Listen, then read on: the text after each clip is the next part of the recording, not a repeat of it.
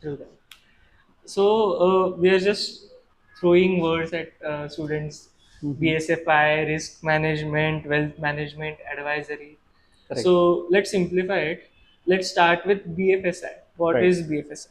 Okay, so BFSI is a nomenclature given to the industry, which is banking, financial services, and insurance. Banking, financial Financial services, services and and insurance. insurance.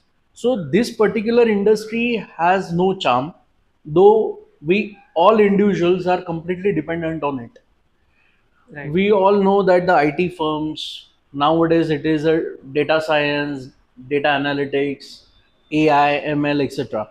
But BFSI is the industry where every aspect of society is dependent upon. So banking we cannot avoid. Everyone is having their own banking transactions. True.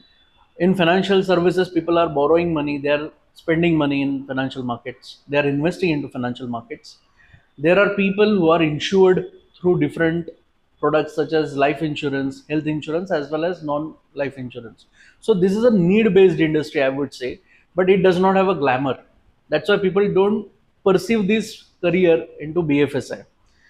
And there is one more thing I would like to add here is there is a lot of myth that only commerce graduates or people from commerce stream will join the BFSI sector or banking financial services sector, but it is not the case. In fact, this is a blend of all the social and academic, you can say a blend is required into BFSI to serve the society. Like if somebody is into tech field, so now the fintech is grooming.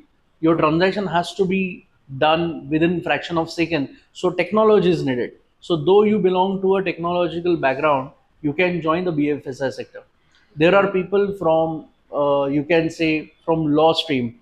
So now cyber law is much needed into BFSI sector. There are security laws which are needed to be undertaken, so security law background has to be needed. This transaction needs the compliance, so your company secretarial can join into this.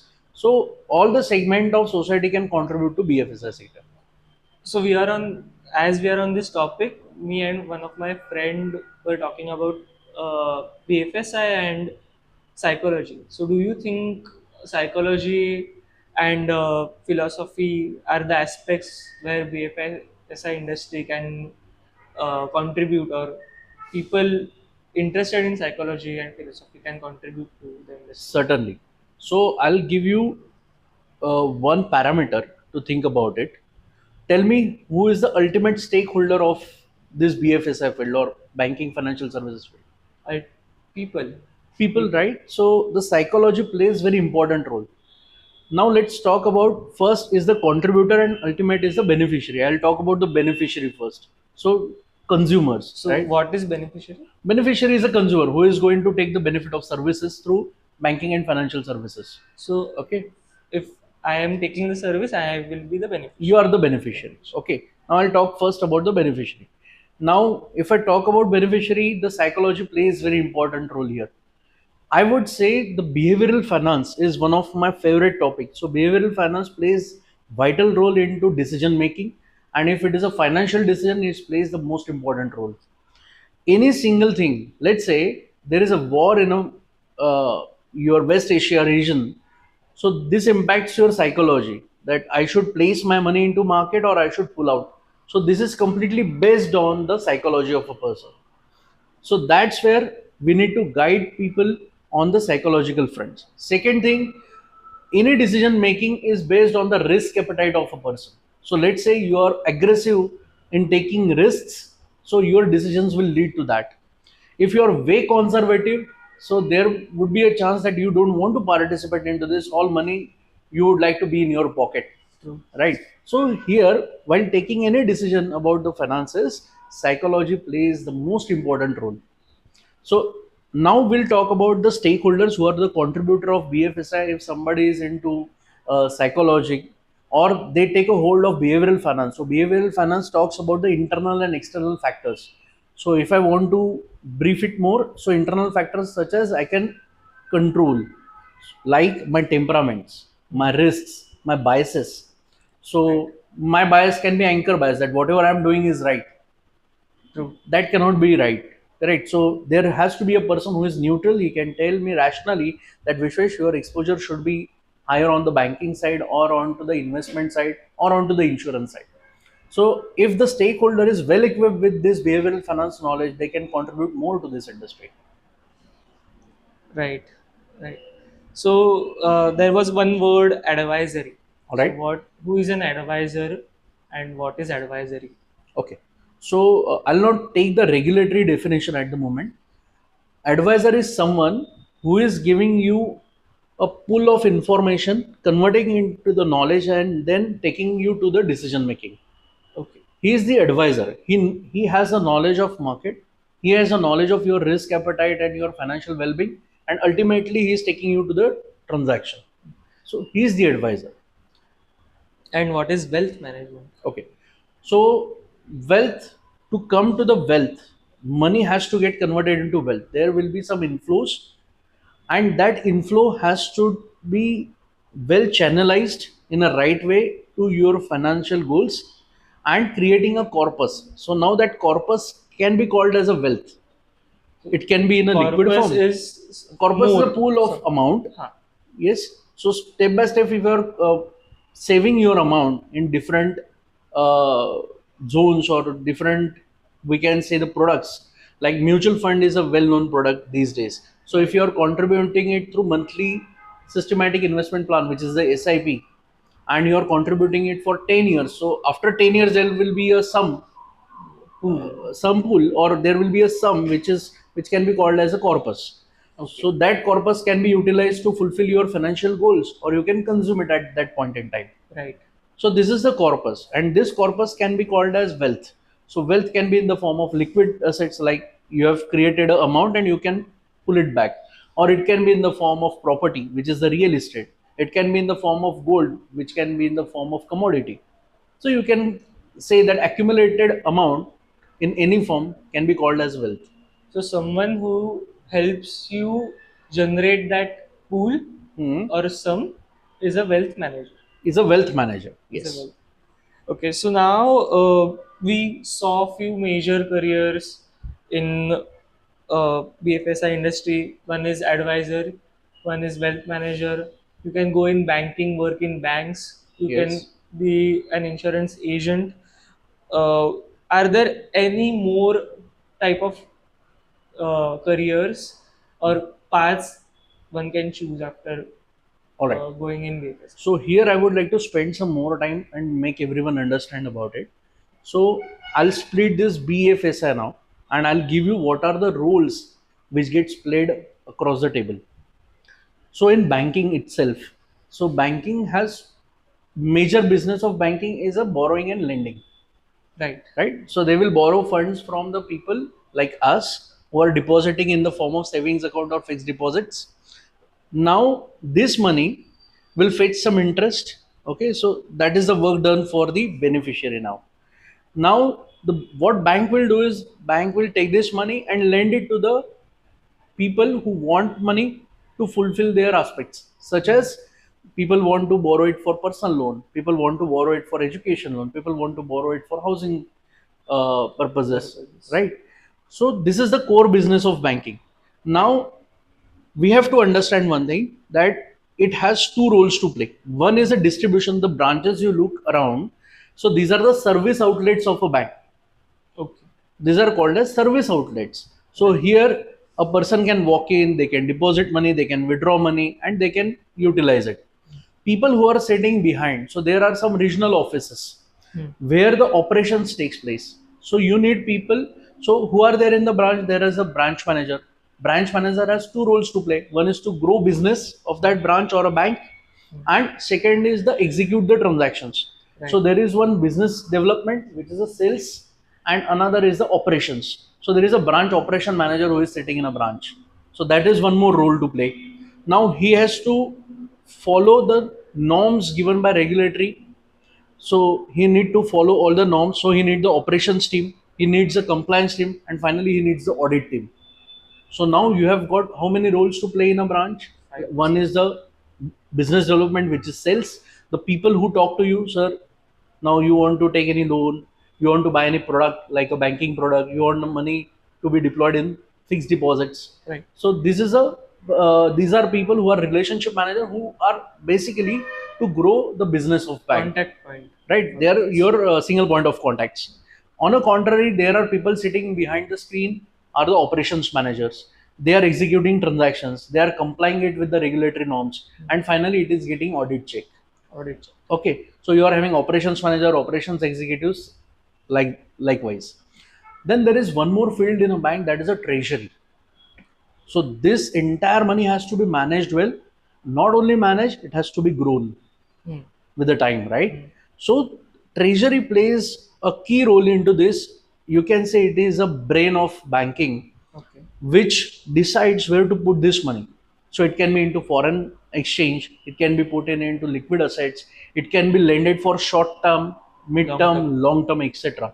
So treasury takes these places. So you have treasury managers as well. Hmm. In India, treasury has a vital role to play because only banks in India are authorized dealers to execute these foreign exchange transactions. There is no one is authorized across India to transact in a foreign exchange. Okay.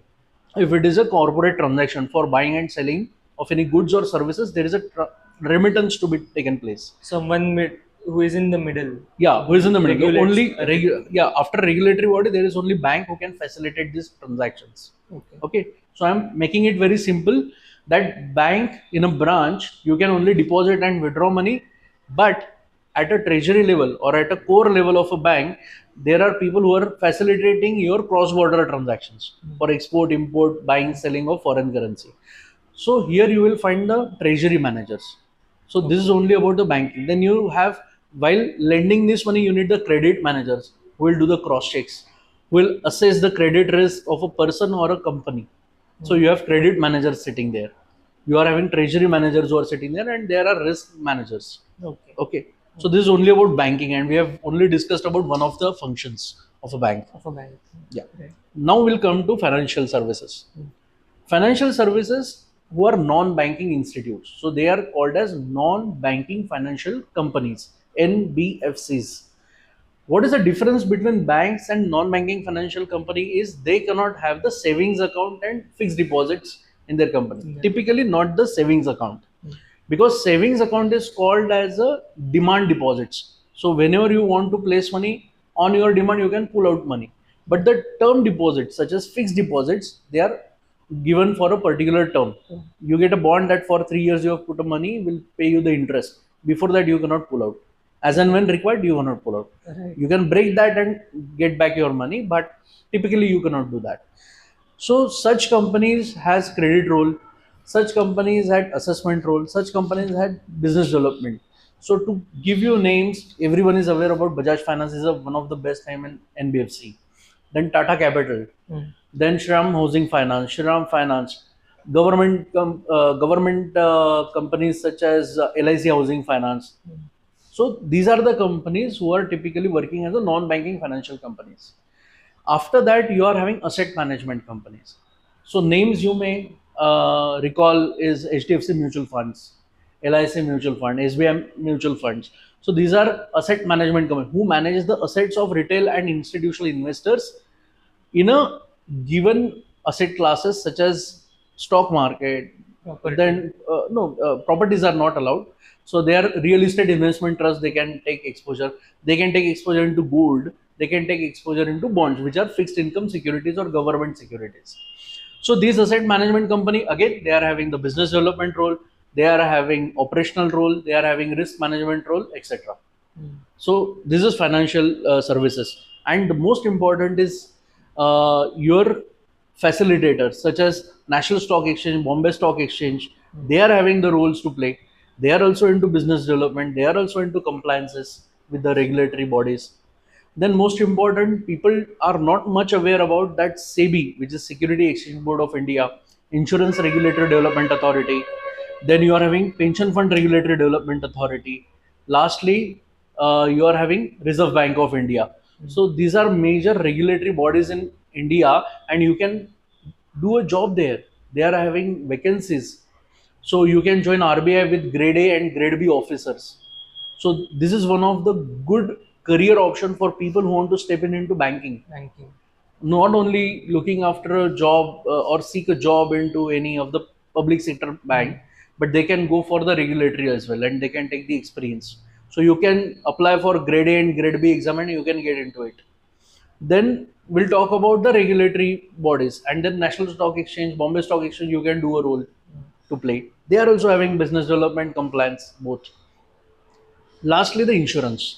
So insurance sector, you know how many people are insured in India? If I talk about the life insurance itself, 20%? only 4%. Only 4%. Only 4% who are insured in India, and it is the most required thing. Insurance is something. See, the problem of insurance, we look at it when we say insurance, we recall a old age person who is coming to your home and they are asking you to buy an insurance policy. So this is not the insurance. Insurance is basically a risk transfer to a company who can compensate as and when required. So Right. insurance is a transfer of risk against some amount or the consideration to give the compensation as and when required. So it can be a, of course, it will be in the form of finance only. It will be in the form of monetary benefits. But when you need the money most, Hmm. let's say if I talk about insurance as a term insurance, I should assess how much money will be required to my family if I'm not alive tomorrow. Right. That's how the simple assessment of risk. So it's a replacement of Risk aversion. it's a risk aversion, right? Then only 4% of Indians are insured in a term insurance. And now it is very subjective that they are efficiently or sufficiently insured or not. Huh. Right? Right. Now you can understand what is a huge scope is there in the market. 96% market is open for a person if they want to enter into insurance business. Hmm. Okay, now people are more aware about health insurance, right? People are aware how the cost is rising as far as the medical expenses are concerned. So tell me how many people or how many families are insured in percentage For health. for health insurance? Any random number? It is 23%, 23%. which includes your government benefits such as now Jana Kalyan Yojana or Hmm. Pradhan Mantri Ayu Awas Yojana. Yojana. Awas Yojana is for real estate. So Ayu Yojana. And now there is for senior citizens. So if I combine everything and corporate benefits, then it is coming around 23. But still, it is not much. It is still less than 30%, the health insurance. So you can identify if somebody is really looking to pursue career into BFSI and that too particularly into insurance, this is a segment you can spend your life. So you can work in a sales, that is a business development for insurance, either life or general General. or Health. non-general. Okay. Second, you can work in the field as a underwriter. So typically, yes, the here the medical practitioners play important role. So Hmm. who approves your policy is a medical practitioner, he is a medical officer. They are called as an underwriter. Hmm. So who underwrites the risk of a person to be taken, he known as an underwriter. So he has a good scope into insurance industry as well. So a doctor can also come Yeah, in. doctor. You will find maximum doctors are there sitting as an underwriter and operating in Hmm. the companies. So yeah, your applications, correct. So when you buy the policy, they underwrites the application, and at the time of claim also they approve the claims. So underwriter plays very important role into insurance sector. Then there are people who are actually deciding the operational part. There are people where we should bring the insurance, how to design the products. Policy part. Yes, policy part they take care of. And the most underrated, I would say, profession is actuaries. If somebody is having interest into statistics or mathematics, they should pursue. You won't believe India has only 891 actuaries in India. Only 891. If somebody is really good in mathematics or statistics, they should look for this career.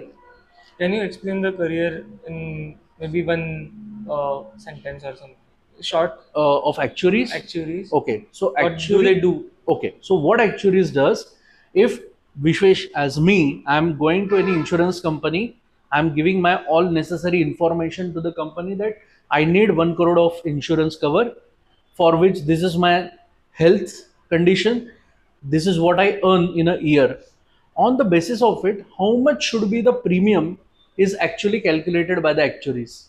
So the premiums we pay is actually designed, architectured, and the amount has been fixed by the actuaries. I'll give you the data. In 2023, there were around 594 actuaries in India. In 2023, they came up by March 23, 2023, they came up to 690. In 2024, they were 700 around, and now it is only 891. So, of course, it is very difficult examination, but who is having really interest into mathematics and statistics? It's the very important profession, as well as this is the, I will tell you, this is the most rewarding profession in India. So you can see the affluent class in India who are the good earners, they are actuaries. They're actually Very rare profession, but very fascinating. And I would say I regret that I am not an actuary sometimes because I was not good in mathematics and statistics. But right. yes, saying that they play the most important role in India. And I'm telling you, this industry, insurance industry, is growing at 15% year on year. And I have told you that 4% people are only insured. This Right. is the registered data on IRDA platform, Right. right? So there is a huge scope. Hmm. Since last 4 5 years, we are talking that we are having 140 crores of population, which is the registered one. I think it might be 150 crores now, out of which only 4% are insured,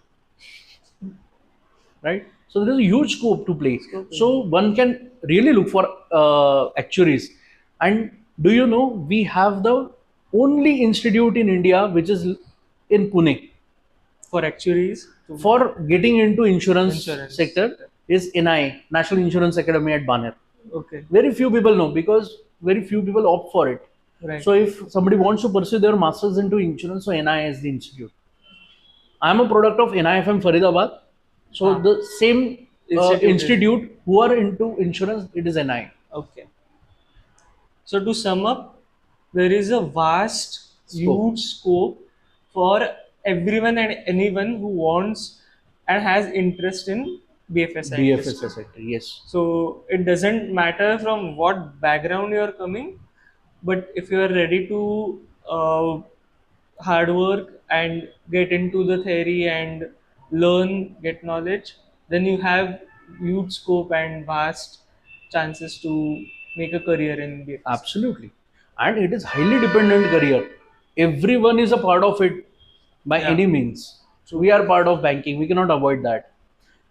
We, as and when we grow, we put our money into investment products. So you are a part of anyways into financial services. We borrow money. Mm. Nowadays people are buying products on the basis of consumer finance. So everyone know about the Bajaj Finserv and Bajaj Finance. They are lending at a very full throttle.